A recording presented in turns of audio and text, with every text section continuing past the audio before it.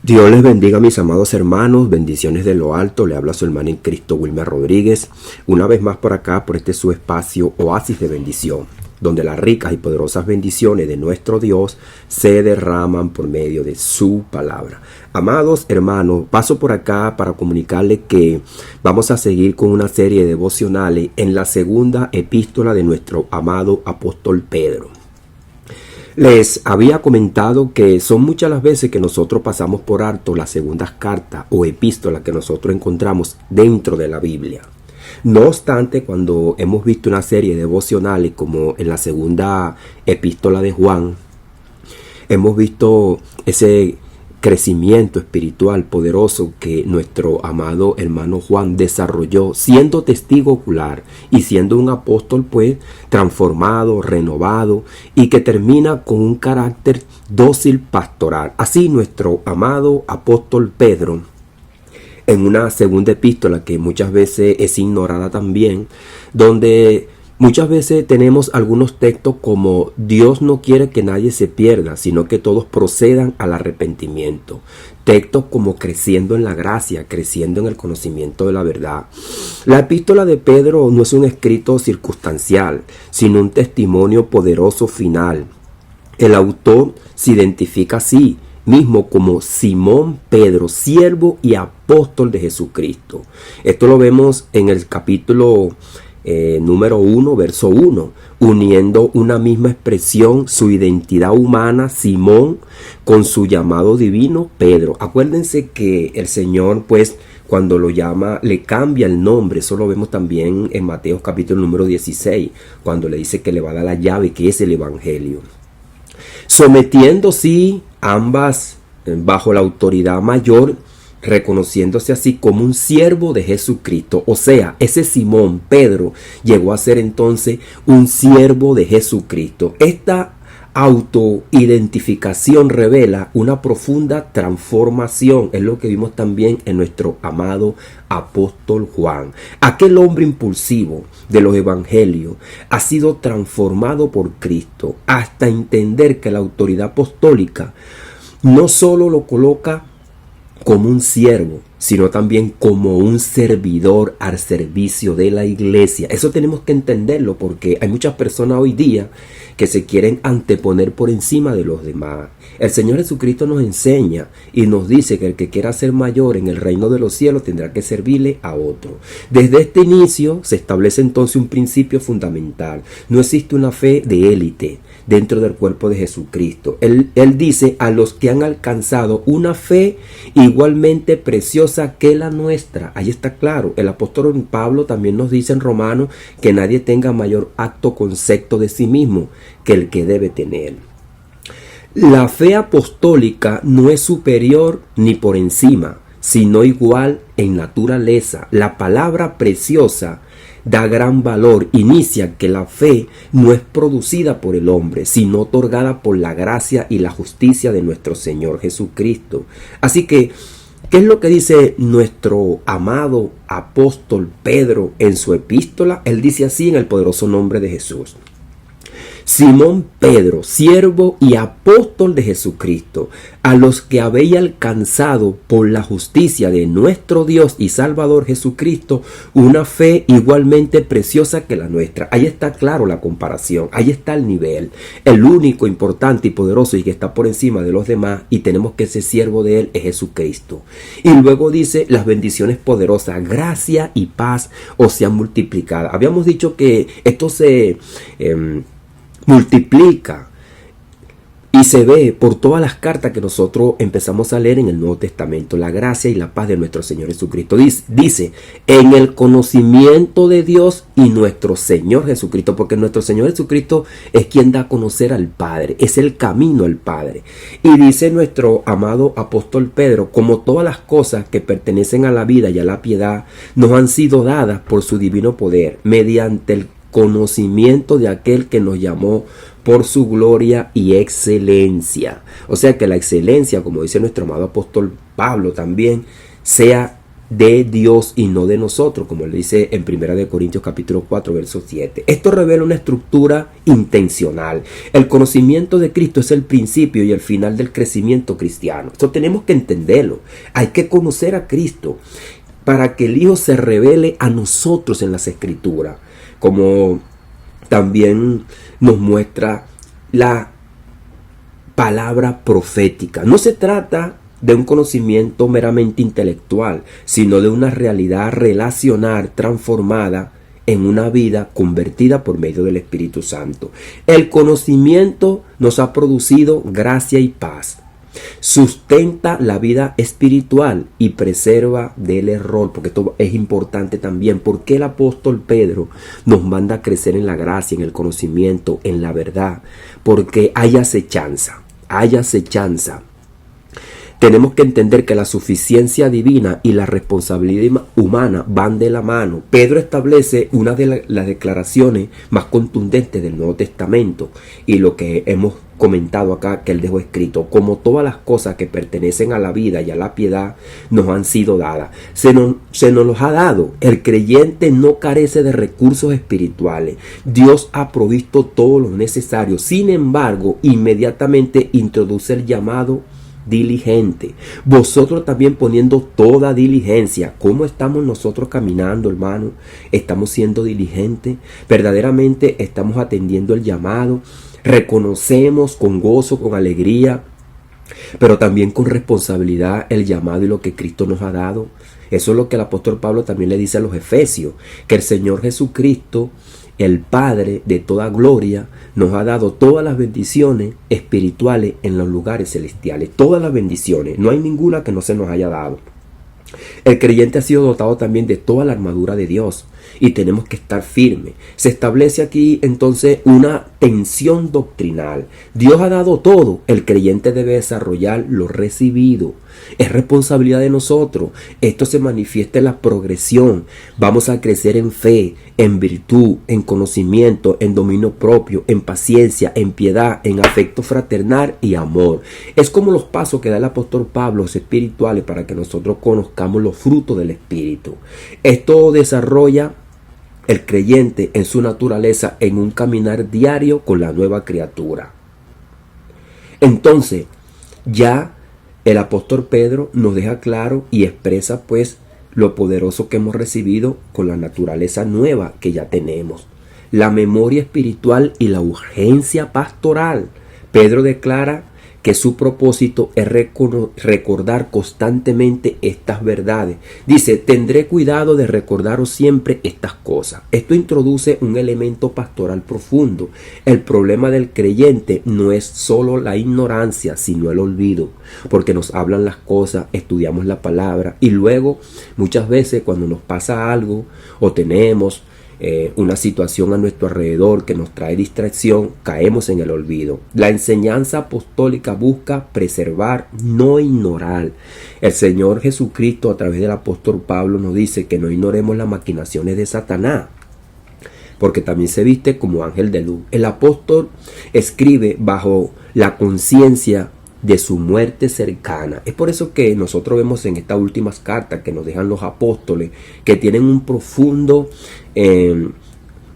dolor y preocupación por la condición en la que ha caído la iglesia.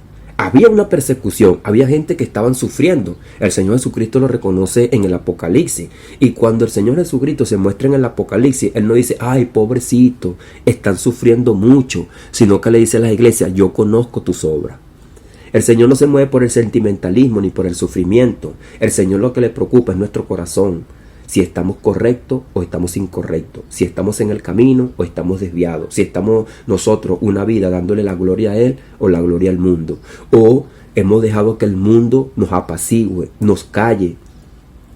Que el mundo nos envuelva. Que el mundo nos silencie. Eso es lo que le preocupa al Señor Jesucristo. Dice: sabiendo que en breve debo abandonar el cuerpo. Entonces estaba preocupado. Es una situación pastoral que tiene en su mente y en su corazón.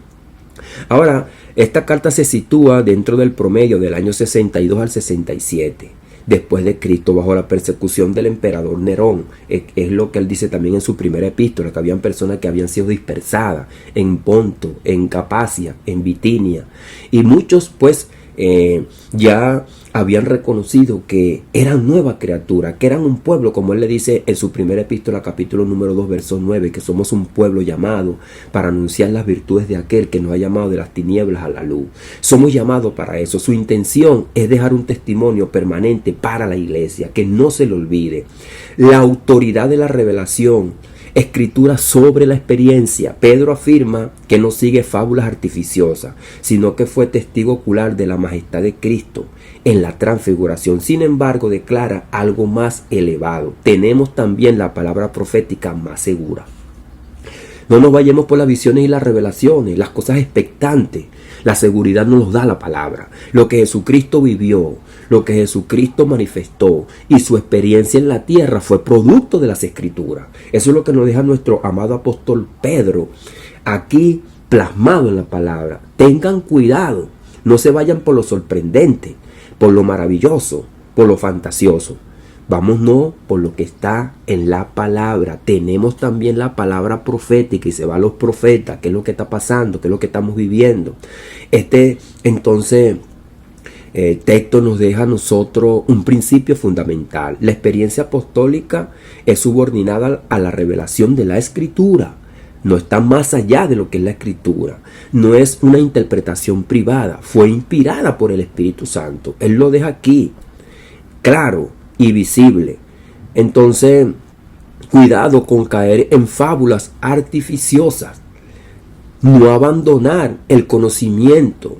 Dice el apóstol Pedro, aquí en este verso 16, porque no nos hemos dado a conocer el poder de la venida de nuestro Señor Jesucristo siguiendo fábulas artificiosas, sino como habiendo visto con nuestros propios ojos su majestad.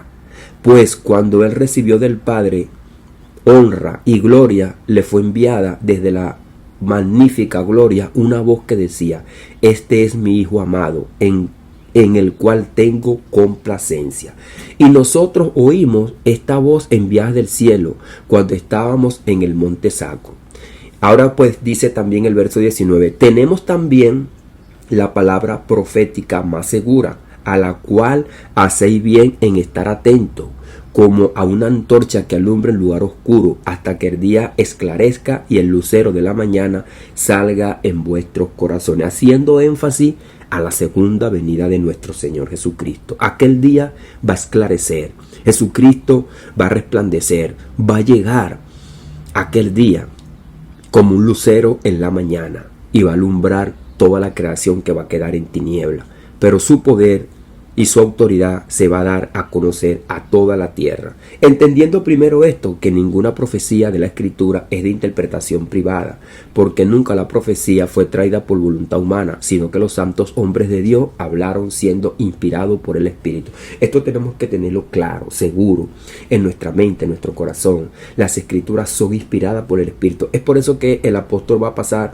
en su segunda epístola: tengan cuidado con los falsos profetas y los falsos maestros.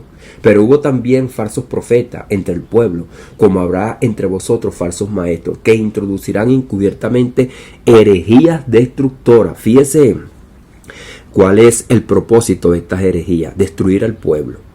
Herejías destructoras. Y aún negarán al Señor que lo rescató, atrayendo sobre sí mismo destrucción repentina. Pues hay maestros dentro de la iglesia que llegan a la confusión, al error, y terminan confundiéndose ellos mismos, trayendo destrucción para ellos y destruyendo también a muchos dentro del pueblo. Y muchos seguirán sus disoluciones, dice nuestro amado apóstol Pedro. Aquí está: muchos seguirán sus disoluciones, por causa de los cuales el camino de la verdad será blasfemado. Y esto es lo que nosotros estamos viendo hoy día. Cómo grandes maestros se han entregado a la lujuria, a la mentira, a la política, a muchas cosas que el mundo los ha dejado en vergüenza. Y el evangelio muchas veces ha sido blasfemado por causa del mismo que milita dentro del evangelio. Es por eso que nosotros debemos estar alerta, pendiente, diligente. Y por avaricia harán mercadería de vosotros con palabras infladas. Sobre los tales ya de largo tiempo la condenación no se tarda y su perdición no se duerme. ¿Qué es lo que está pasando hoy en día? Como dice el apóstol Pablo también a Timoteo, que tendrán la piedad como ganancia, harán del evangelio una mercadería para ganancia propia, buscando la fama con palabras fingidas, haciéndole ver a las personas que el reino no es celestial sino terrenal, buscando las cosas de la tierra y no las del cielo. Nuestro amado apóstol Pablo a los colosenses en el capítulo número 3 le dijo bien claro: pensad en las cosas de arriba, no en las de la tierra, porque vuestra ciudadanía está en los cielos. Así que el Espíritu Santo no se sale de la idea primordial. Lo espiritual es primero. Busca primeramente el reino de Dios y su justicia, y las demás cosas vendrán por añadidura. Dice el apóstol Pedro aquí en este verso 10 de esta segunda parte de la carta, el segundo capítulo: atrevidos y contumaces, no temen decir mal de las potestades superiores. O sea, si ellos se hacen superiores hasta los demonios, hasta los espíritus, y empiezan a hablar palabras ofensivas y groseras contra los espíritus, y se hacen ellos una autoridad por encima, mientras que los ángeles, que son mayores en fuerza, en potencia, no pronuncian juicio de maldición contra ellas delante del Señor. Y va a poner el ejemplo como lo puso en las escrituras el escritor acerca de Miguel, que Miguel le dijo al espíritu inmundo que el Señor te reprenda, reconociendo la autoridad del Señor. Pero estos, sin entender ni comprender las cosas espirituales, hinchados por su propia mente carnal, empiezan a decirle muchas cosas a los demonios ante el pueblo para hacerse ellos más grandes que los demás. Pero dice la Biblia en el verso 13: recibiendo el galardón de su injusticia, ya que tienen por delicia el gozar de los deleites cada día. Estos son inmundicias y manchas, quienes aún, mientras comen con vosotros, se recrean en sus errores. Tienen los ojos llenos de adulterio, no se sacian de pecar. Tenemos que tener cuidado, porque la codicia, la maldición, dice el apóstol Pedro, son hijos de maldición. Han dejado el camino recto y se han extraviado siguiendo el camino de Balaán.